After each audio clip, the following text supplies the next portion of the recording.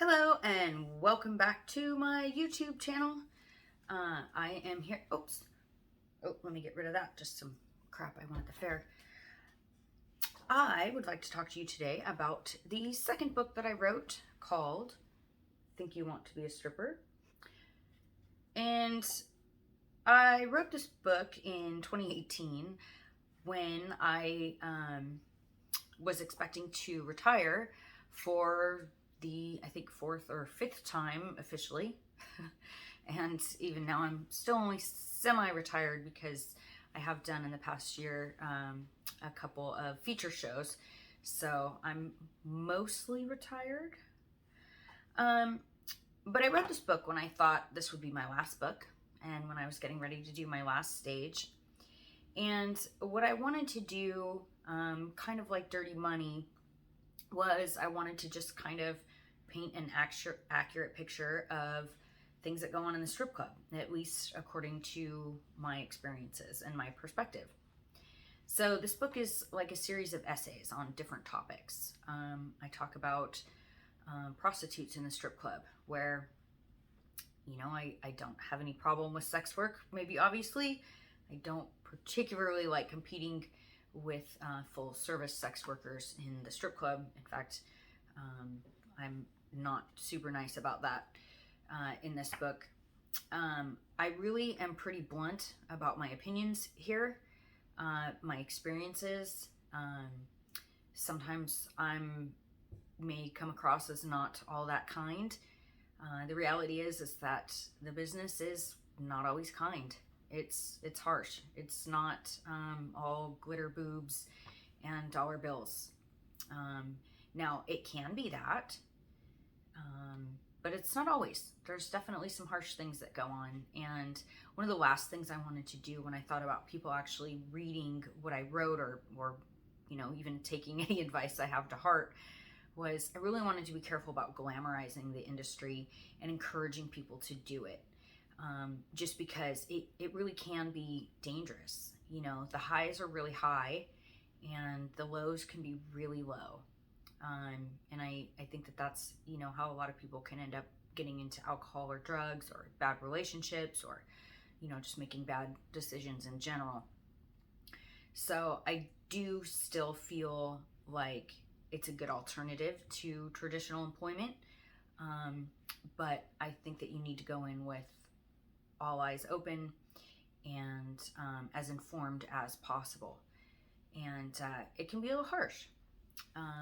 And even more so when you feel like you're trying to live up to what the beauty standards are, in the media and what people tend to think of as pretty or sexy or things like that. And of course, that's changed since I started. People are becoming a lot more accepting of different body types, and we realize that some of the ideals that we tried to live up to in the past don't necessarily apply to today. So that is a really super good thing. I open each chapter, and it's a pretty small book. Like I said, it's like a series of essays. I open each chapter with a quote. This chapter, called I Can't Dance, opens with a quote from my mother. She says, "Some people just can't feel the music." Sometimes when people insist on calling me an exotic dancer, I correct them and say, dancer is kind of a lofty word for what I do. Stripper is more accurate. Not that I can't dance. It's just not as necessary to being a stripper as most people think. The most important part of being a successful stripper is stripping. And boobs. Boobs are very important. In March of 2000 at my wedding, I was standing with my mother and watching the dance floor. We were watching my new husband, who, having taken advantage of the full bar my father insisted on, was dancing with one of our guests. My husband is very good at many things. Dancing is not one of them. My mother, who is a self-taught and very accomplished musician, said, not unkindly, "Some people just can't feel the music." Truer words may have never been spoken. Just as his lack of dancing prowess did not affect my feelings for him, a naked woman dancing badly rarely affects the sexual attraction of the man watching her. When I first thought about being a stripper, one of my biggest apprehensions about the profession was my lack of dancing experience. In school, I went to exactly 2 dances, one of which was mandatory. The thought of dancing or moving my body in front of my peers had about the same appeal as setting myself on fire. I made a much better wallflower. Part of it was my insecurity about my looks. Short, freckled, redheaded girls were not exactly dominating the covers of teen magazines in 1992. My snarky, fuck everybody attitude also did not add to my popularity among my fellow classmates. Therefore, I never really learned to dance. In fact, before my wedding, my husband had to teach me to slow dance, the one kind of dancing he was proficient at. Growing up with a musician for a mother did instill a profound love of music in me. Granted, it was heavy metal, but music nonetheless. So my music preferences did not encourage learning such trendy moves as the Cabbage Patch or the Smurf. As I blossomed from an awkward preteen to a slightly less awkward adult, I discovered that I am what is referred to as an exhibitionist. That is someone who enjoys the attention gained from their sexuality, particularly being nude.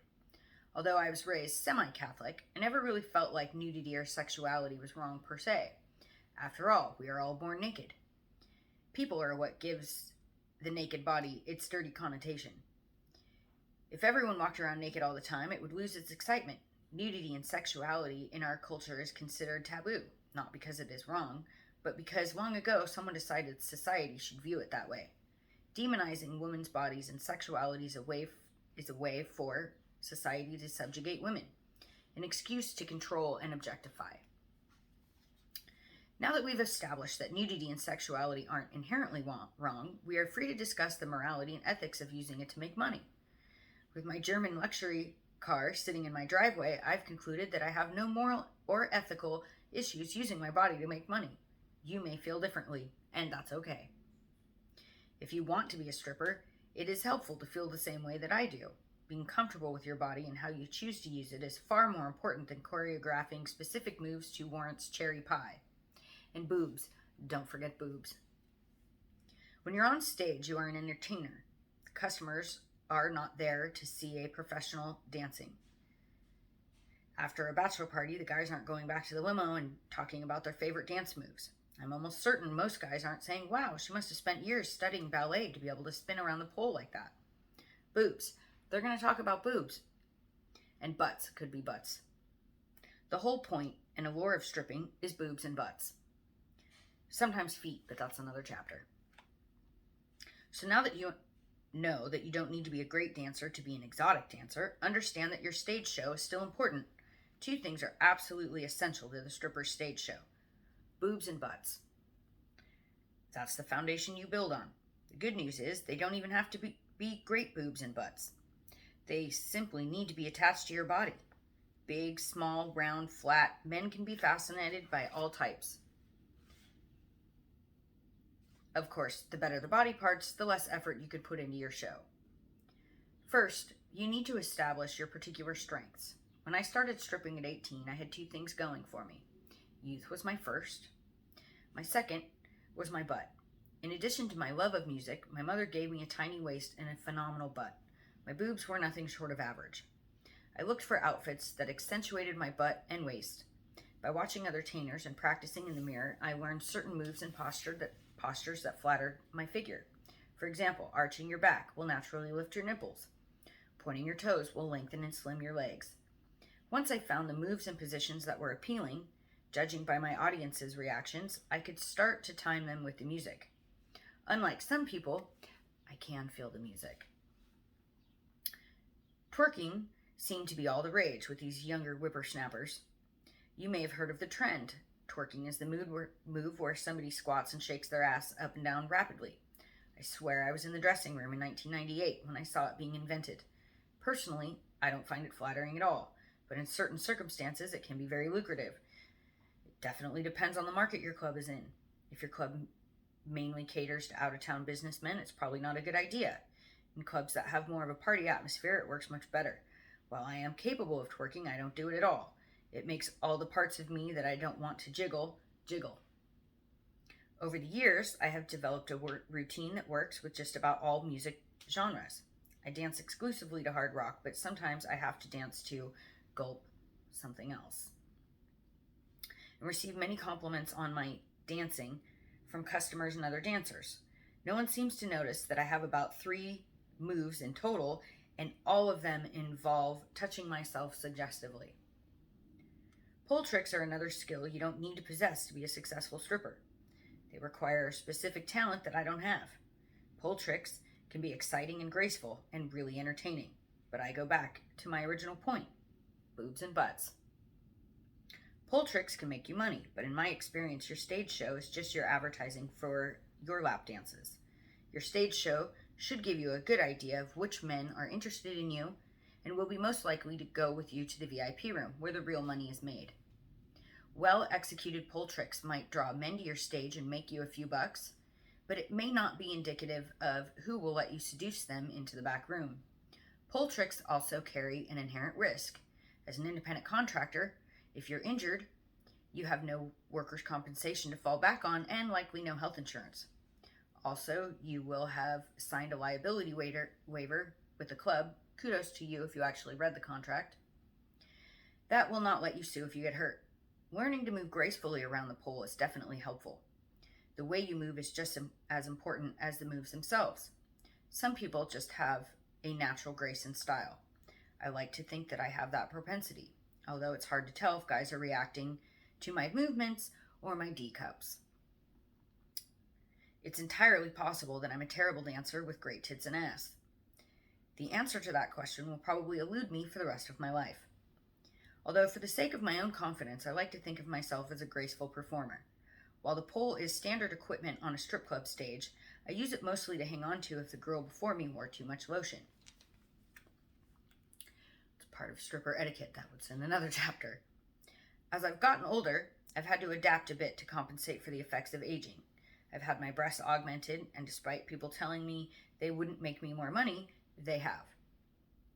I've had to change my makeup to distract from the fact that I'm not in my 20s. Dark lighting helps immensely. I no longer do the splits because it hurts really bad. I work out consistently. I have altered my diet and routinely inject one of the most toxic substances known to man in my face: Botox. These things help me stay on my game and keep my money consistent. Never once have I considered becoming a better dancer as a way to stay on top. I still don't dance at parties, weddings, or regular clubs. If people ask me if I can dance, I say, not without a pole. So that's just one example of some of the types of things that I talk about in this book. Like I said, dancer etiquette is one of them. Dealing with misogynists, rejection, and all sorts of other stuff is in my little redheaded stepchild of a book. So I will post the links if you're interested in buying it. It's available for print, Kindle, and Audible. Also, if you want a signed copy of this book or any of my other books, I also have pictures there. The link to my website shop is also in the description. So thanks for watching.